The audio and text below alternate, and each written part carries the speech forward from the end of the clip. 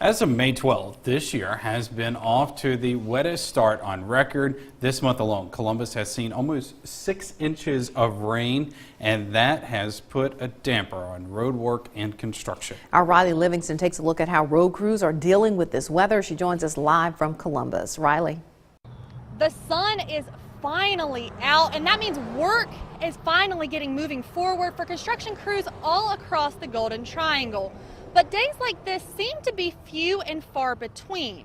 Recent rains have caused workers to be put on standby and has also caused numerous delays.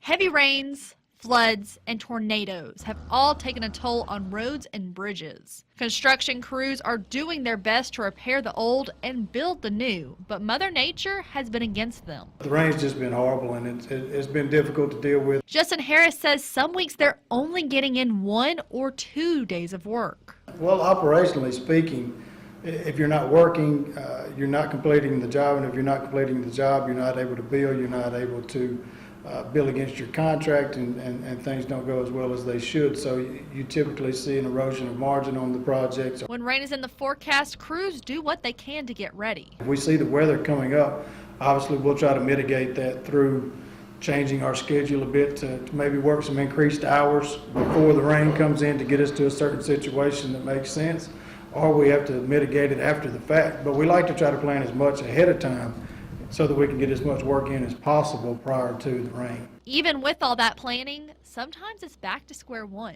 You have a lot of redo work, which is a killer for productivity, for making money.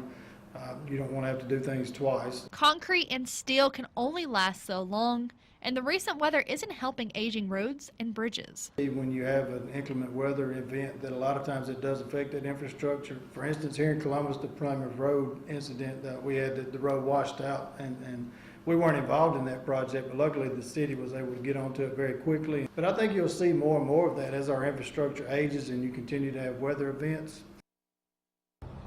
When the rain finally does clear out, workers still have to wait for things to dry out.